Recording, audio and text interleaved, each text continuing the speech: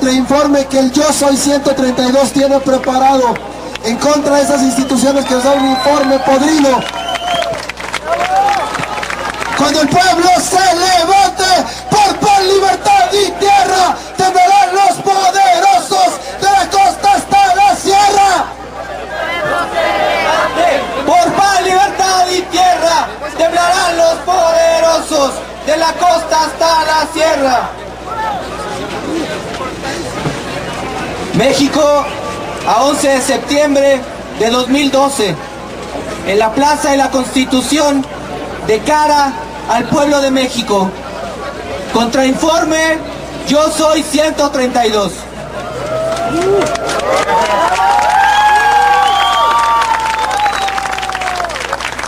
¡Sin PRI! ¡México! ¡Sin PRI! ¡México! ¡Sin PRI! ¡México! ¡Sin PRI! ¡México! ¡Sin PRI! 6 años han pasado desde que Felipe Calderón tomó posesión. 6 años de mentiras y promesas falsas, de simulación, corrupción, complicidad y de un estado de excepción que nos han impuesto. 6 años en los que año con año hemos visto un presidente cobarde hablando de valentía, mientras nosotros, la sociedad, ponemos a los muertos, a los desplazados, los secuestrados, los vejados por las autoridades. 6 años, como siempre, de riqueza obscena para unos pocos, mientras que nosotros tenemos hambre, somos excluidos, somos desempleados, somos jóvenes sin oportunidades. 6 años en que hemos sido despojados de nuestra tierra y nuestros recursos naturales. 6 años otra vez de privilegios para los sindicatos charros en la educación, de educación para formar mano de obra barata, mientras que nosotros no tenemos acceso a una educación crítica para una vida digna. 6 años de nuevo en que los políticos no dialogan con la sociedad, pero nosotros, los que hemos levantado la voz y nos hemos organizado para resistir, hemos sido criminalizados, denostados y callados. 6 años en que han querido que veamos un México que solo existe como versión oficial. 6 años reproduciendo sus mentiras a través de los medios de comunicación a quienes sirven. Nosotros no aceptamos este México que quiere dejarnos la clase política y rechazamos las mentiras que quieren imponernos como una realidad. Por esto es que el movimiento Yo Soy 132 ha llevado a cabo un intenso proceso de análisis que nos ha llevado a articularnos con académicos, organizaciones civiles y movimientos sociales que a lo largo y ancho del país reclaman la democratización de la vida pública y el fin del modelo que prevalece en este país. Este análisis parte de la lectura crítica de la situación actual que vive México después del gobierno de Felipe Calderón, y es también lo que nutre nuestro plan de lucha. Es un análisis compartido con la sociedad a la que convocamos a abrir un diálogo franco y a sumarnos en una lucha fraterna. Este es el informe que el movimiento Yo Soy 132 da a la nación sobre la situación actual en 6 ejes emblemáticos y que hacemos público para someterlo a discusión, al diálogo y al debate con la sociedad civil organizada que desea un México más justo, libre y democrático. A continuación, presentamos lo que hemos denominado los saldos de este sexenio.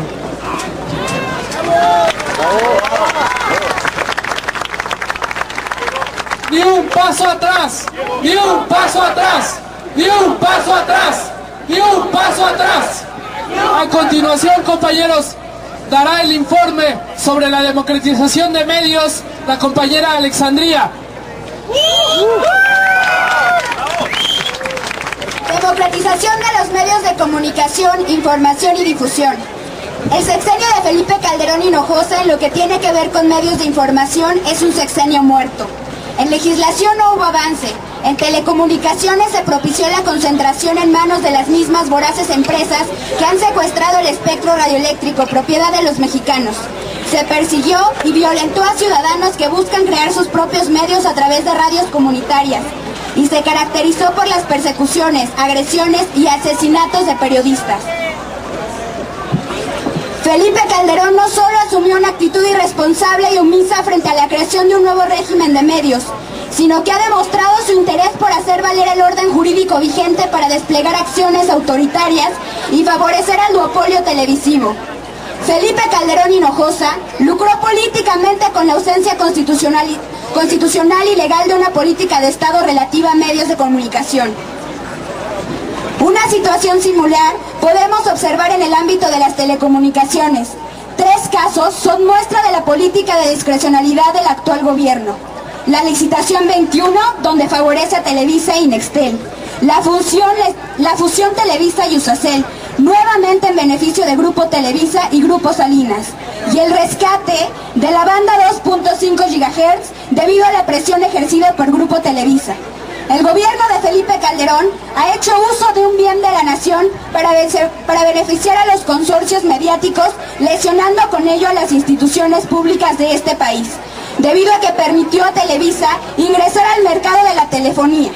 Televisa y TV Azteca, como socios, concentran el 88% de las concesiones de televisión abierta, teniendo 94.4% de la audiencia televisiva, lo cual les favorece con un 58% del total de la inversión publicitaria, recibiendo 30% del gasto de comunicación social federal según los mismos datos de Cofetel. Por otro lado, el gobierno de este sexenio se comprometió en varias ocasiones a abolir la brecha digital, así como a fomentar la competencia de aquellos que ofrecen el servicio de interconexión. Sin embargo, el escaso acceso a Internet debido a los altos precios de conexión y la escasa infraestructura de telecomunicaciones impide el despliegue de las redes. Al mismo tiempo, la alfabetización digital es todavía deficiente. A lo anterior, podemos agregar el intento de criminalización de los pocos usuarios de Internet, un tema recurrente en este sexenio. Ejemplo de ello es el intento de la aprobación deliberada y tramposa del Acuerdo Comercial Antifalsificación, ACTA, el cual constituye un grave retroceso en el ejercicio de los derechos a la información y a la libre expresión. A estas alturas del sexenio, de los 112 millones que habitamos el territorio nacional, apenas 9 millones tenemos acceso a una computadora en casa, de los cuales solo 6.9 millones tienen acceso a Internet, lo que nos deja con un promedio de penetración estimada del 30.7%, colocándonos a 2.7 puntos porcentuales debajo de la media mundial y de menos 8.8 puntos del 39.5 que es la media latinoamericana. Mientras a los grandes consorcios mediáticos del gobierno federal concedió licitaciones a precio de ganga a los esfuerzos ciudadanos por crear sus propios medios y los persigue y los agrede. La labor que desempeñan las radios comunitarias, atendiendo a las voces menos favorecidas de la sociedad, llevando información acorde con sus necesidades, las convierte en una herramienta por excelencia para que las comunidades puedan ejercer ampliamente su derecho a la información y la libre expresión. Estas son algunas de las radios comunitarias que han sido violentadas durante este sexenio. Radio Diversidad Veracruz, Radio Tierra y Libertad Nuevo León, Radio Huecacuca Michoacán, Radio Eyempiti, Radio Ñomantá Guerrero, las cuales han sido agredidas y perseguidas por el gobierno federal. La crisis de seguridad pública del sexenio se vio reflejada en el ejercicio de la libertad de expresión, registrándose un incremento preocupante de la violencia y la censura sobre periodistas y comunicadores. Desde el año 2000 se han registrado 72 periodistas o comunicadores asesinados, 13 desaparecidos y 40 ataques a instalaciones de medios de comunicación. Tan solo en el año 2011 se registraron 172 agresiones en contra de periodistas y comunicadores que van de amenazas, asesinatos, desapariciones, desplazamientos forzados, privación ilegal de la libertad, ataque cibernético y acciones legales. Destacamos que durante el gobierno de Felipe Calderón, el patrón de la violencia contra la prensa cambió sus características. A lo largo de 6 años, el problema de la censura se agregó al escenario de los periodistas y rehenes y ataques directos a las instalaciones de los medios de comunicación. En torno a la censura, destacó que el ataque sobre el gremio de periodistas a nivel nacional por parte de funcionarios públicos rebasó 53% de los casos, mientras que los atribuibles al crimen organizado se encuentran sobre 13%. Los casos de Lidia Cacho y Carmen Aristegui resultan en este sentido paradigmáticos. Es así como queda desmentido el discurso oficial de que el responsable de violentar la libertad de expresión en el país es el crimen organizado. Un Estado como el mexicano, que no puede garantizar la integridad física y moral de los periodistas y comunicadores, así como el acceso y gestión de medios de comunicación por parte de la ciudadanía, no puede garantizar tampoco nuestro derecho a la información. Adicionalmente, las estrategias políticas y metas actuales del gobierno mexicano no estimulan la diversidad en el contenido de los medios. El gobierno federal ha creado lazos de complicidad en la industria cultural, lo que ha implicado el fortalecimiento, desarrollo e injerencia de la iniciativa privada y nacional y transnacional en materia de compra, venta y renta de patrimonio cultural, obra de arte, programas de cine, radio y televisión, lo que implica que los repertorios simbólicos sean construidos por los sistemas jerárquicos del poder cultural, quienes determinan los contenidos de transmisión y distribución en los diversos medios, radio, televisión, museos, teatros, editoriales, entre otros. En virtud de lo anterior, denunciamos que en materias de políticas de comunicación en México, hoy priva la corrupción, la simulación, la ilegalidad, la debilidad institucional y regulatoria, la concentración obscena de la riqueza en una élite empresarial y donde las políticas públicas de comunicación son contrarias a los ciudadanos, a los intereses de los ciudadanos mexicanos. Por la democratización de los medios de comunicación en México, yo soy 132. Yo soy 132, yo soy 132, yo soy 132, yo soy 132. A continuación, la compañera Ileana dará el contrainforme en lo relativo al cambio del modelo educativo, científico y tecnológico.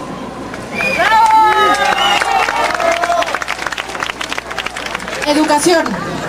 La política en torno a educación, ciencia, tecnología y arte, presentada en el sexenio de Felipe Calderón, antepone los intereses del sector empresarial nacional y global sobre las necesidades sociales. En el caso de educación, los modelos y planes educativos se adecuan a un mercado laboral inequitativo.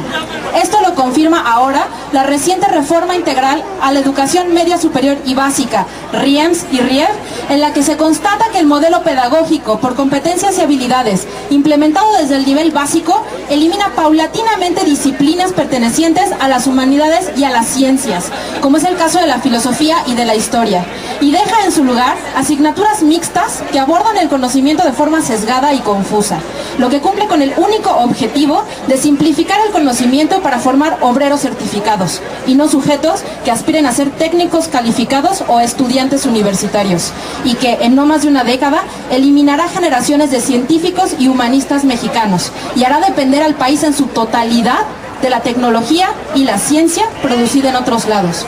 Tanto la RIEM como la RIEMS recorren el camino de la masificación de habilidades básicas y deja el conocimiento especializado a los países en desarrollo, a los países desarrollados, convirtiéndolo en una propiedad para las élites, hecho que condenaría al país al rezago y al nulo crecimiento en todos los ámbitos. En este contexto, la desaparición de los modelos educativos como los del colegio de bachilleres o la prepa abierta, como los conocemos, gracias a la homologación de la currícula y la eliminación de materias, es un claro ejemplo de esta reforma. Aunado a esto, la SEP pretende maquillar las cifras de deserción al proponer un certificado parcial. Su próximo argumento será: no tenemos desertores, sino numerosos certificados parciales. El ingreso a una educación media y superior de alto nivel académico, como es en instituciones públicas como la UNAM, la UAM, el POLI, es cada vez más difícil para los jóvenes, debido a que el crecimiento de las instituciones públicas no corresponde con la demanda educativa en nuestro país. Las autoridades educativas sostienen que los mejores estudiantes ingresan a la universidad. Sin embargo, este argumento se cae cuando contrastamos las cifras del último examen de ingreso a la UNAM. Por ejemplo, a nivel licenciatura fueron rechazados aspirantes a la carrera de medicina cuando obtuvieron 109 aciertos de 128 totales. Es decir, la excelencia en el examen de admisión no es suficiente para ingresar a una educación universitaria. Consecuencia de ello son los numerosos movimientos de rechazados a nivel nacional. Sin embargo, las autoridades educativas atribuyen el fracaso académico a los jóvenes estudiantes, cuando son ellos los responsables de fortalecer y generar nuevas opciones educativas de calidad. Además, contrasta el abandono económico a la educación pública con el fuerte apoyo a universidades privadas. Ciencia y tecnología. El desarrollo científico y tecnológico es esencial para el crecimiento social y económico de un país. Le otorga a la sociedad herramientas esenciales para resolver problemáticas y necesidades diversas. En México, en contraste, la situación del ámbito científico es totalmente relegada por el Estado. La Ley de Ciencia y Tecnología, emitida durante el mandato de Fox y ratificada en el gobierno de Felipe Calderón, estipula que el presupuesto para ciencia y tecnología no debe de ser menor al 1% del PIB. Sin embargo, nunca ha rebasado el 0.5%. Aunado a esto, los actores involucrados en la gestión, revisión y aplicación de las leyes relativas a ciencia y tecnología del Poder Legislativo distan de ser capaces o de interesarse siquiera en cumplir dicho trabajo. Respecto a los profesionales, la producción de los profesionales de ciencia y tecnología en México es muy baja en comparación con otros países de Latinoamérica, y de estos son pocos los que encuentran cabida en el sector productivo mexicano, lo que fomenta la fuga de cerebros y una ausencia de renovación generacional. El bajo número de plazas y opciones laborales, la centralización de los recursos y el lento desarrollo regional han limitado el crecimiento científico y tecnológico nacional. El país debe generar condiciones de autonomía. Sin embargo, debido a que la inversión en desarrollo e innovación es baja, México importa más del 95% de la tecnología utilizada y la solicitud de patentes por mexicanos es muy pobre. Es urgente entonces definir e impulsar las áreas prioritarias del conocimiento e innovación. Por último, datos nacionales e internacionales reflejan el desconocimiento generalizado de la labor científica y los beneficios que ésta acarrea, fomentada por una inadecuada difusión y educación científica. Por lo tanto, apuntamos que es prioritaria la vinculación de la ciencia y la tecnología con la sociedad, toda vez que una sociedad científicamente educada será capaz de lograr un progreso sostenido con mayor facilidad. Arte y patrimonio. Declaramos expeditamente que el gobierno de Felipe Calderón ha incumplido con los mandatos de la Constitución Política de los Estados Unidos Mexicanos, específicamente los artículos 1 y 2. Ha violado los derechos sociales e individuales, el derecho a la educación, al arte y la cultura, y el derecho a la diferencia cultural de los pueblos originarios, a sus usos y costumbres. El ámbito del arte y la cultura ha sido uno de los más abandonados en la gestión calderonista, tanto en la asignación de recursos como en la protección del patrimonio nacional. El arte, considerado como una mercancía, se reduce a su expresión más utilitaria, objeto de disputas dentro del ámbito del turismo y la industria cultural, que no representan las condiciones de protección del patrimonio cultural o de la obra artística. Aunado a esto, identificamos los siguientes problemas: recorte en el presupuesto designado a este sector, escasos empleos para artistas y gestores y abandono de los espacios arqueológicos. El poco compromiso con el arte y el patrimonio se puede documentar con la revisión del incumplimiento de la Ley General de Bienes Nacionales, la Ley Federal sobre Monumentos y Zonas Arqueológicas y Artísticas e Históricas y la Ley Federal de Radio y Televisión, así como, por supuesto, la Constitución Política de los Estados Unidos Mexicanos. Por la defensa, fortalecimiento y rescate de la educación, la ciencia, el arte y la cultura, yo soy 132.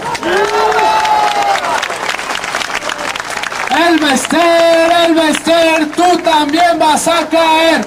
Elvester, tú también vas a caer. Compañeros, ahora dará el contrainforme sobre el modelo económico neoliberal el compañero José Luis Tamayo.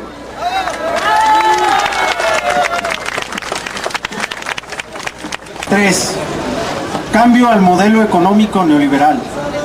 La crisis de deuda externa presente en México y en América Latina a principios de la década de los años 80 dio pauta a que la banca acreedora internacional, conjuntamente con los organismos financieros multilaterales, Fondo Monetario Internacional y Banco Mundial, impulsaran un plan encaminado a continuar con el pago del servicio de la deuda externa, para el cual se redujo el consumo, la inversión y el gasto de gobierno. Junto a las políticas de ajuste restrictivas, se procedió al cambio y ajuste estructural, que consistió en la apertura de la economía mexicana a los flujos financieros y mercantiles internacionales y en su inserción forzada a la globalización capitaneada por los Estados Unidos. La agenda de reestructuración neoliberal de la economía ha avanzado sin interrupciones desde entonces. No obstante, el capital financiero internacional ha empujado las llamadas reformas estructurales de tercera generación. Entre ellas destacan: 1. la privatización de los servicios de seguridad social, como el caso de las pensiones para el retiro. 2. La apertura al capital privado de sectores estratégicos ligados a la producción y distribución de energía. La construcción. 3. La construcción de grandes obras públicas por medio de las llamadas asociaciones público-privadas. 4. Una reforma fiscal que disminuya aún más el impuesto sobre la renta y, en su lugar, aumente los impuestos al consumo, como el caso del IVA generalizado a medicinas y alimentos. Y 5. La total desregulación del mercado. La política económica seguida por el Estado está concentrada en la estabilidad macroeconómica, beneficiando a los capitales financieros internacionales y en detrimento del nivel de vida del grueso de la población. La llamada estabilidad macroeconómica, que beneficia a unos cuantos, se obtiene sacrificando a la pequeña y mediana empresa, a los trabajadores y a los campesinos.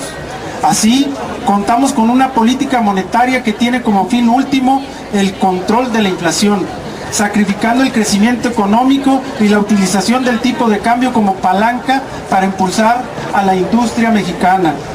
Asimismo, la política fiscal, que mantiene el equilibrio presupuestario, se subordina al objetivo de la política económica monetaria. La apertura económica sin estrategia y la ausencia de una política industrial han impedido la generación suficiente de empleos. Asimismo, el alza de los precios de los alimentos afectó el poder adquisitivo de las familias. Todo esto se traduce en un saldo de 12 millones de personas más arrojadas a la pobreza durante el sexenio de Calderón. Hablar de desempleo es también hablar de la precarización del trabajo. Los datos muestran que el número de mexicanos ocupados en la economía informal asciende a casi 14 millones. De ellos, 4.2 millones pertenecen a la población ocupada que no percibe ingresos. 6.4 millones perciben cuando mucho un salario mínimo y otros 10.8 millones ganan entre 1 y 2 salarios mínimos. Según cifras del INEGI, ha aumentado el desempleo, la ocupación parcial y la desocupación con estos porcentajes. En el 2006, la tasa de desocupación era del 3.6%, mientras que en el 2011 ascendió al 5.4%. En el 2006, la tasa de subocupación era de 6.9%, mientras que en el 2011 ya ascendía al 8.2%. Tal como lo muestran los datos, entre las circunstancias que privan en el mercado de trabajo, como son el desempleo, trabajos en condiciones laborales precarias, la informalidad y la subocupación, dan como resultado que más de 12 millones de jóvenes enfrentemos dificultades de inclusión en una trayectoria de trabajo decente. Este modelo económico necesita del despojo de las garantías de los trabajadores. Para ello, se implementan diversas medidas que evitan que estos se organicen y defiendan sus derechos. Durante el sexenio de Felipe Calderón se han dado problemáticas como la de la desaparición de Luz y Fuerza, algunos charrazos en el magisterio, como en Chiapas, en Baja California y en la sección 9 del Distrito Federal. De igual manera, no se ha resuelto la situación con el Bester Gordillo y el CENTE.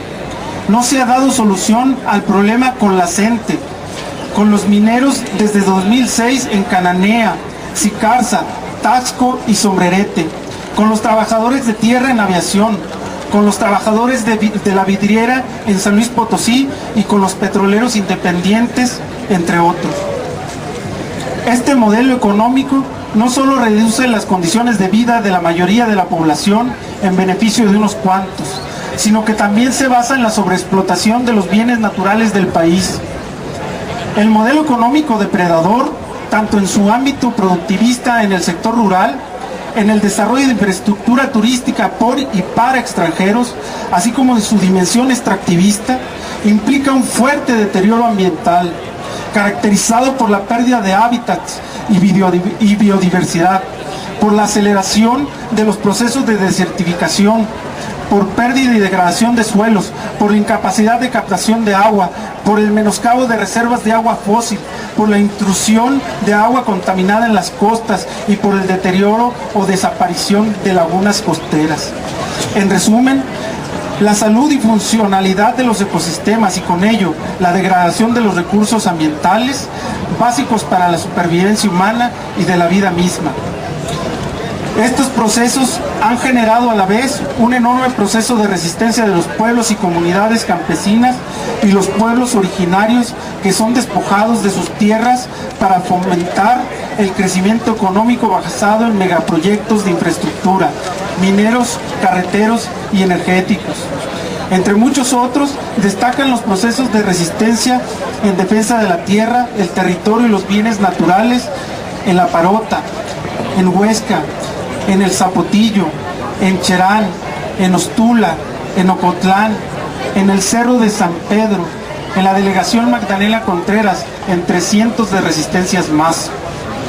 En conclusión, el sexenio de Calderón solo ha profundizado un modelo económico basado en la pobreza y marginación de la mayoría de la población, en la explotación de los recursos naturales a costa de las comunidades y donde el objetivo principal es la ganancia de los grandes capitales nacionales e internacionales.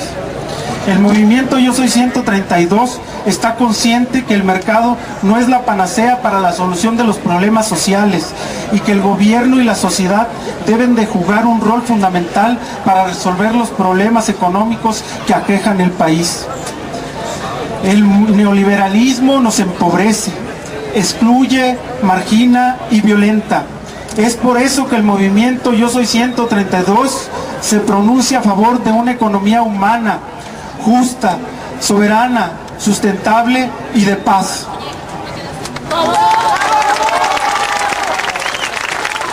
Queremos escuelas, queremos trabajo, queremos hospitales, no queremos militares. Queremos escuela, queremos trabajo, queremos hospitales, no queremos militares.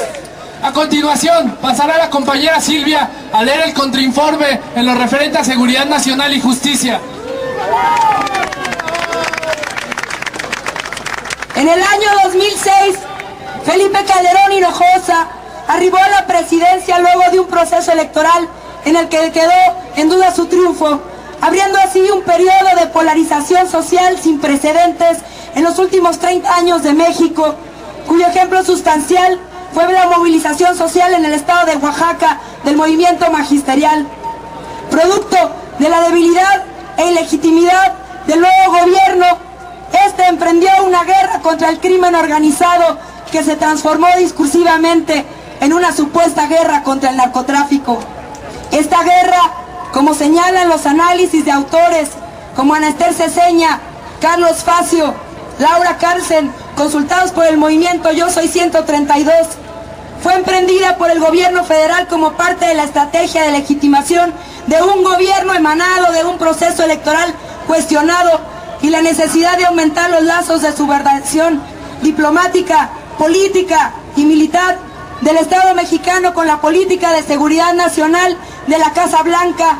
Esto mediante la firma de planes y tratados internacionales como la Alianza para la Prosperidad de América del Norte, ASPAN, por sus siglas en inglés, y el Plan Mérida, además de una serie de reformas y leyes como la Ley de Seguridad Nacional, como reformas que Calderón les dejó encargados al Congreso, como la reforma a esta ley o a la reforma al Código de Procedimientos Penales, que legitiman el estado de excepción, el espionaje, además de la criminalización a los menores de 18 años.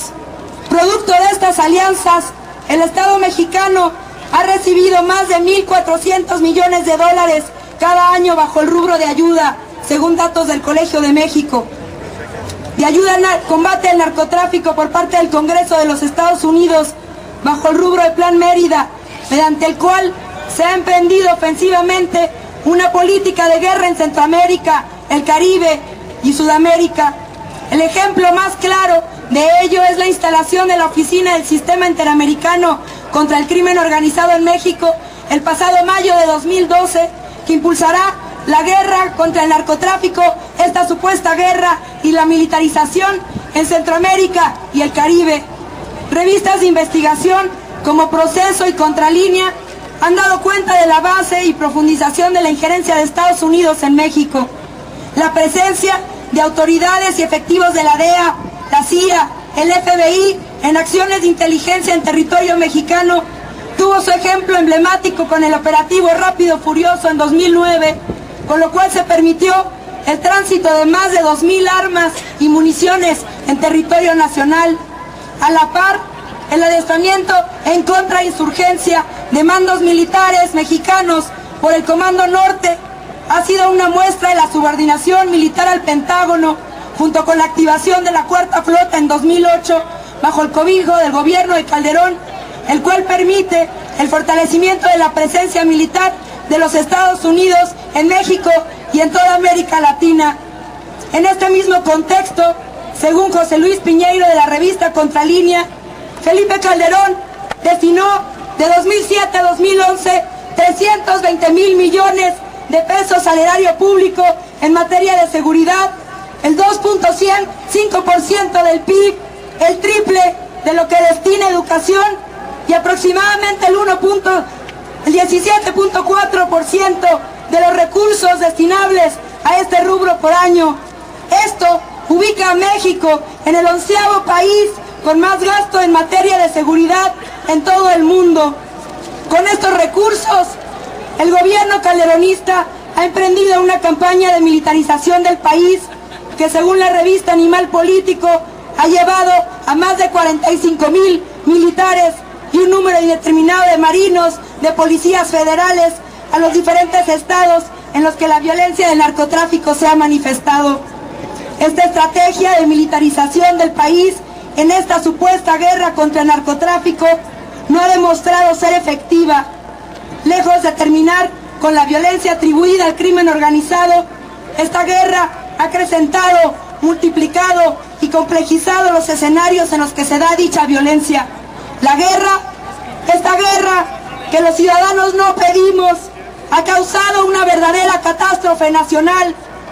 80,000 muertos, 250,000 desplazados, aunque hay investigaciones que manejan cifras de más de 1,5 millones de desplazados en nuestro país, 30,000 desaparecidos, 20,000 huérfanos, 5,000 niños asesinados.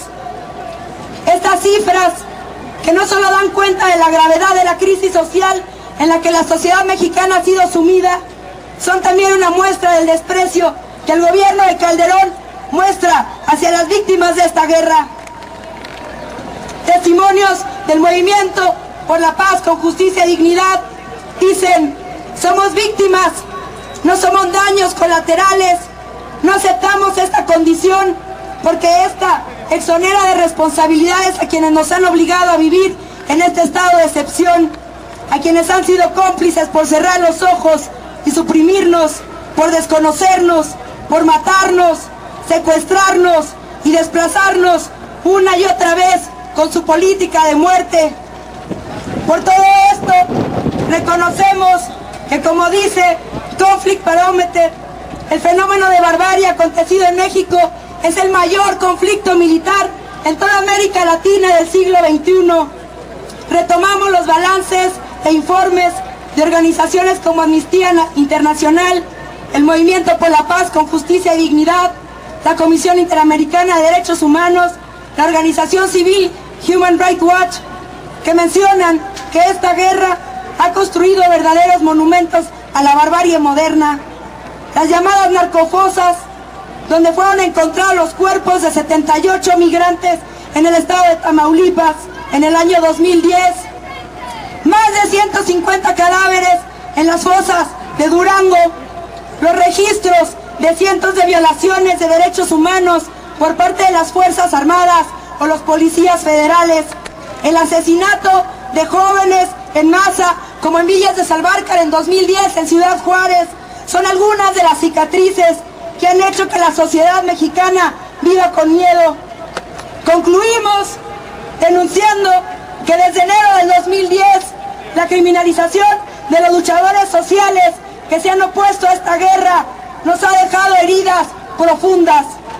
El asesinato de Josefina Reyes Salazar y los subsecuentes desapariciones y asesinatos de sus familiares, María Magdalena Reyes Salazar, Elías Reyes Salazar, Luisa Ornelo Soto, Julio César Reyes y Reyes Rubén Salazar, la persecución que continuó con la desaparición de Isela Hernández Lara, el asesinato de Susana Chávez, poeta de Ciudad Juárez, el asesinato de Marisela Hernández frente al Palacio de Gobierno en Chihuahua, por exigir justicia por el asesinato de su hija Rubí, el hostigamiento constante a Norma Andrade, los asesinatos de las periodistas de Contralínea Marcela Yarza y Rocío González, el asesinato de los comuneros de Ostula, Pedro Leiva y José Trinidad, por mencionar a sus dirigentes, porque son decenas, el asesinato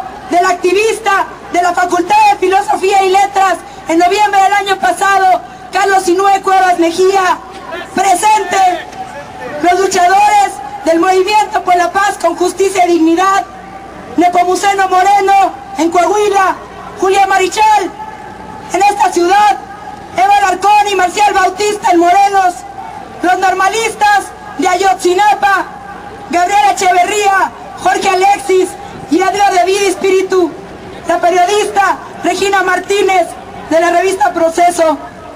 Todas estas heridas, aunadas a las decenas de periodistas asesinados durante el sexenio, los miles de jóvenes, mujeres, migrantes y niños cuyos cadáveres colman nuestra tierra. Por eso decimos, el Movimiento 132, el pueblo, estamos hasta la madre, y hoy decimos basta. Queremos escuelas, queremos trabajo, queremos hospitales, no queremos militares. ¡Ni un muerto más! ¡Ni un muerto más! ¡Ni un muerto más! ¡Ni un muerto más! Compañeros, ahora pasará el compañero Joel Ortega a leer el contrainforme en lo referente a transformación política y vinculación con movimientos sociales.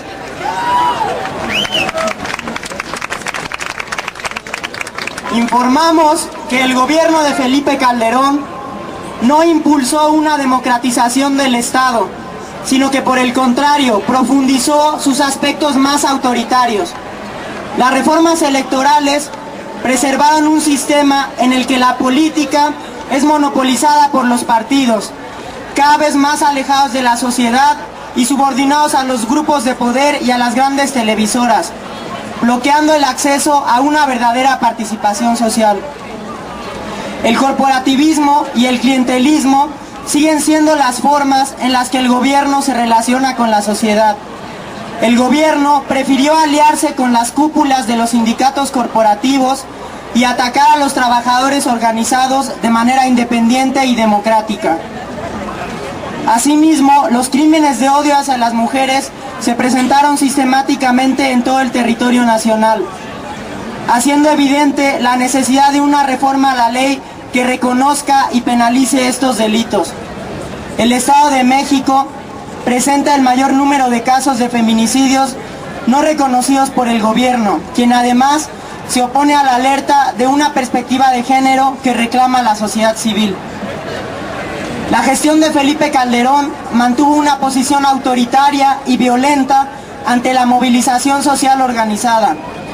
La reforma penal constitucional del 2008, así como la ley contra la delincuencia organizada, se han convertido en una forma de control y criminalización de los movimientos sociales, vulnerando los derechos a la libertad de expresión, de manifestación, de asociación y sobre todo el derecho a la protesta social. La paramilitarización del país ha permitido al Estado imponer de manera violenta las políticas neoliberales de despojo, desplazamiento y sobreexplotación. El resultado de dichas políticas de Estado se reflejan en 1. Presos políticos, aumento sistemático en las detenciones a los luchadores sociales. 2. La desaparición forzada, La campaña nacional contra la desaparición forzada ha reportado 26 casos documentados, de los cuales 15 siguen desaparecidos y 7 son ejecuciones extrajudiciales. En el último año de gestión hay más desapariciones forzadas que en el periodo que abarca el 2005 al 2010, siendo la mayor parte de los casos registrados en Michoacán. 3. Ataques a defensores de derechos humanos.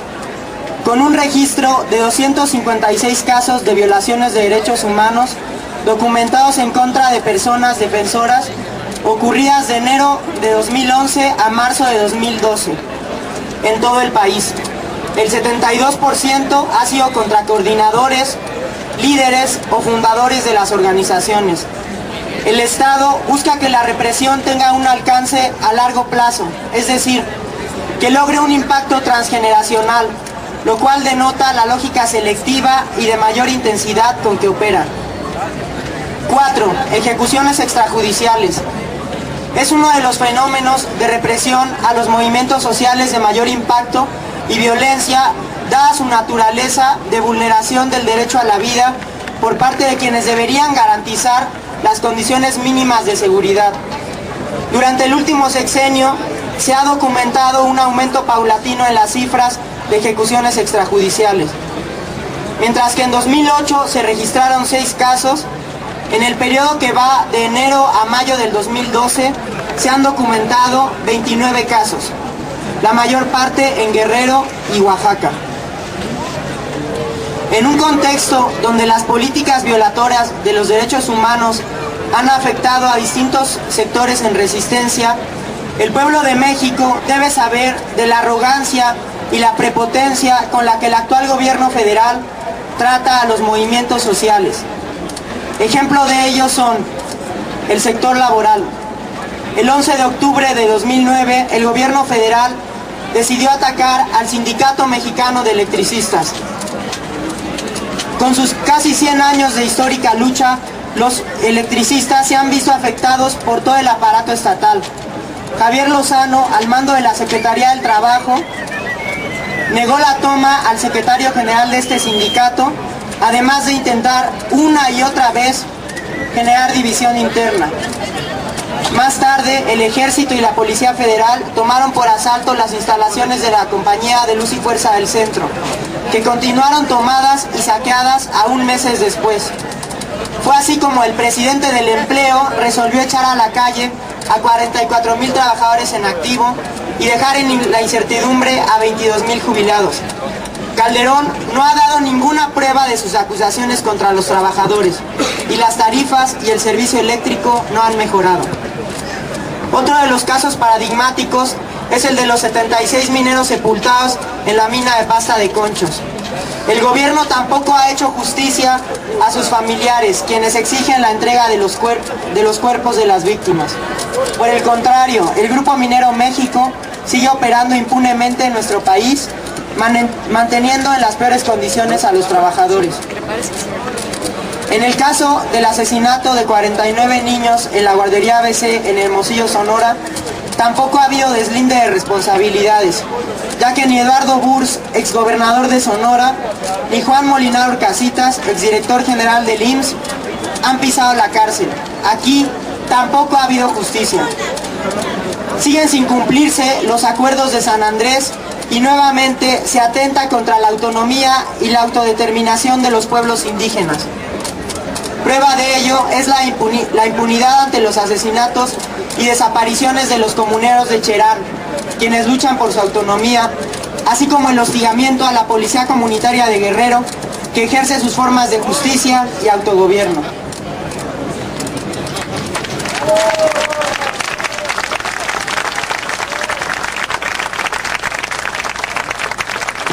Compañeros, a continuación pasará el compañero que dará el contrainforme de cambio al modelo de salud.